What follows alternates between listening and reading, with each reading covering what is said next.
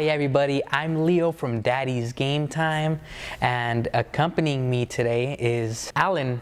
How do you like these cons? How long have you been doing these for? What intrigues you about them? Well, I like these cons a lot. I have been participating in Polycon, I want to say for 11 years, something along those lines. Since 2004. Since 2004, yeah. Wow. So that's a lot of years of experience. What seduced you into the gaming genre that we have going on here today? What was it that grabbed you about those games? Well, I had been playing pencil and paper role-playing games since middle school and high school. So when I came to Cal Poly, I kind of connected with Game Theory, which is sort of like the sister club to the club that organizes Polycon. And so when I heard about this event, I came. It was the first gaming convention I'd ever been to, and I just kind of fell in love. I like the atmosphere. I like the friendliness.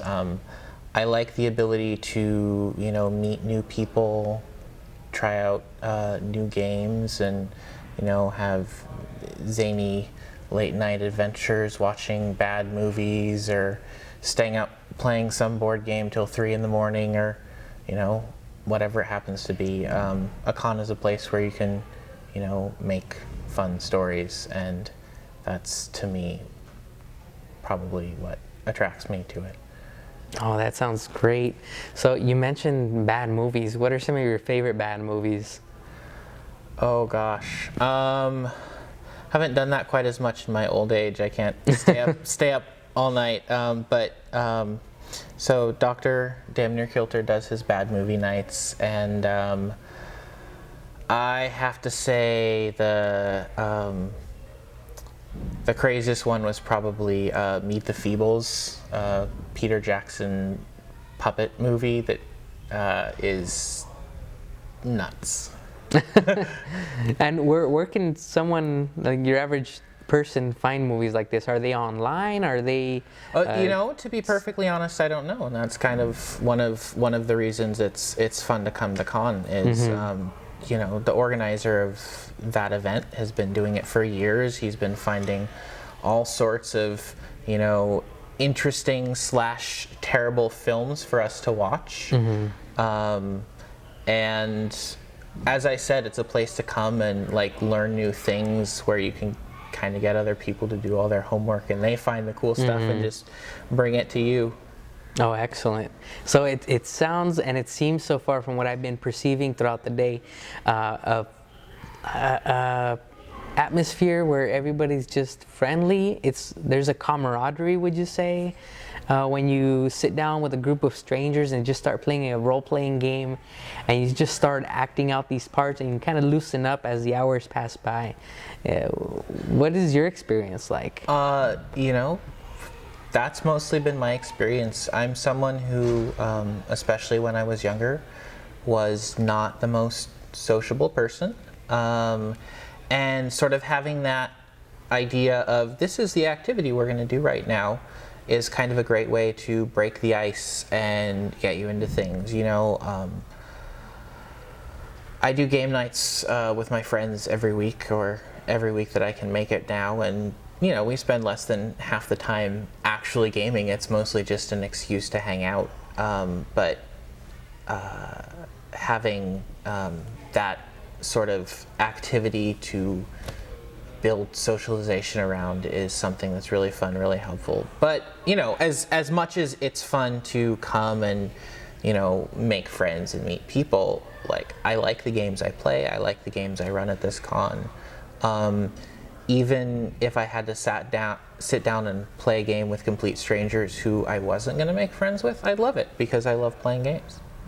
Now, there's different genres within the games at cons like this. How many genres are there? Again, my friends and I, it's our first time coming to a con like this and covering it. And we are fascinated by it, I would say. And at the same time, we're still very ignorant to the world of gaming, this style of gaming. Could you please enlighten us, like let us know what kind of genres are out there, what you do within each genre, and also tell us what your favorite genres are. Well, the convention breaks down the games when it does its scheduling into 4 basic categories. Board games, collectible card games, role-playing games, and miniatures games. I'm not really a miniatures games player or a collectible card gamer, so I can't tell you a whole lot about those. But board games are games where you kind of sit down and follow the rules and play a board game, and role-playing games are games where you sit around a table taking on the role of characters and pretending to be them.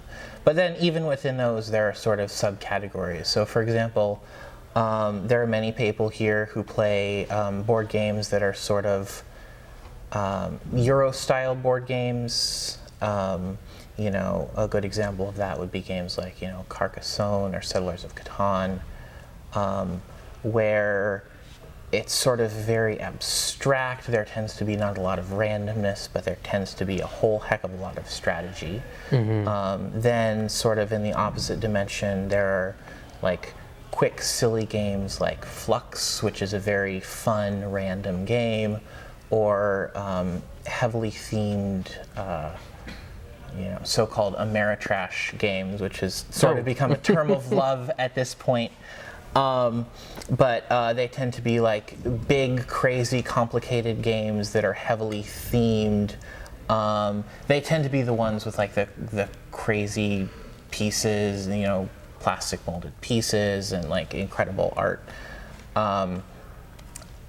On the role-playing game side, there's sort of like traditional role-playing games that, owe a heck of a lot to Dungeons and Dragons, which is sort of the grandfather of role-playing games, where you have a bunch of characters who are, heroes delving into like dangerous places to fight dragons or whatnot.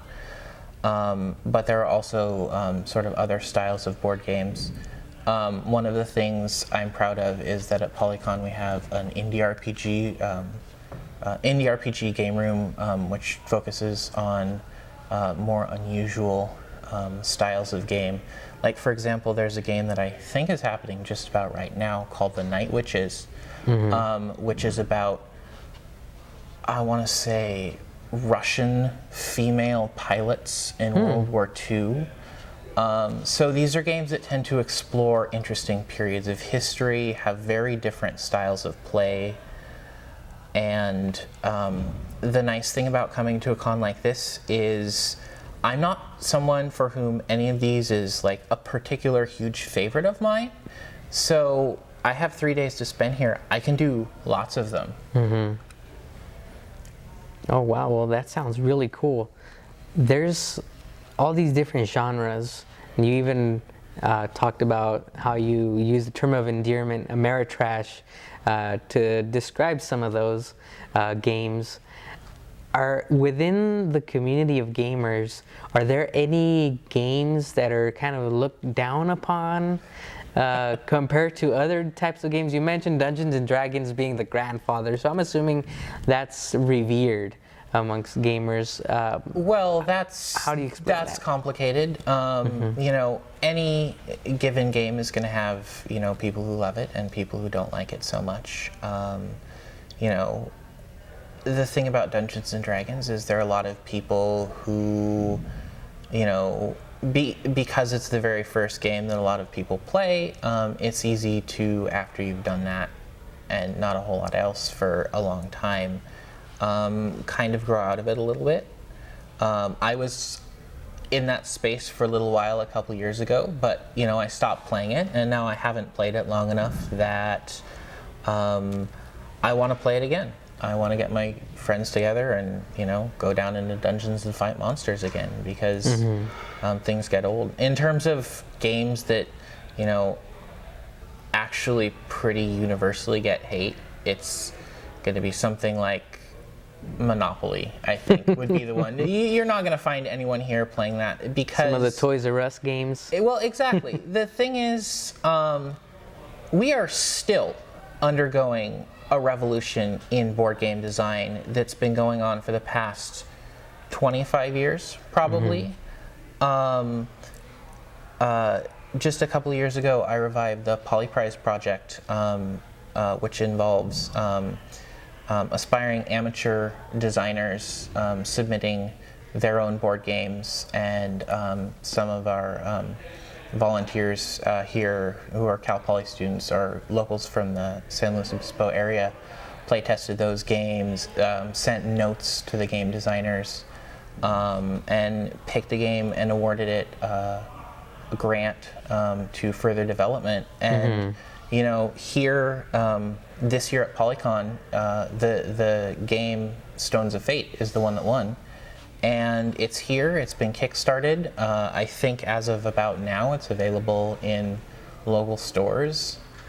And, you know, when you go into, you know, Toys R Us and see this game that hasn't really benefited from any of the insights or changes that have taken place over the long history of board game design, and realize that more people will ever buy that game than fun, interesting, wonderful games that I play every day, it can be a little disheartening. So I think that's the reason for all the hate.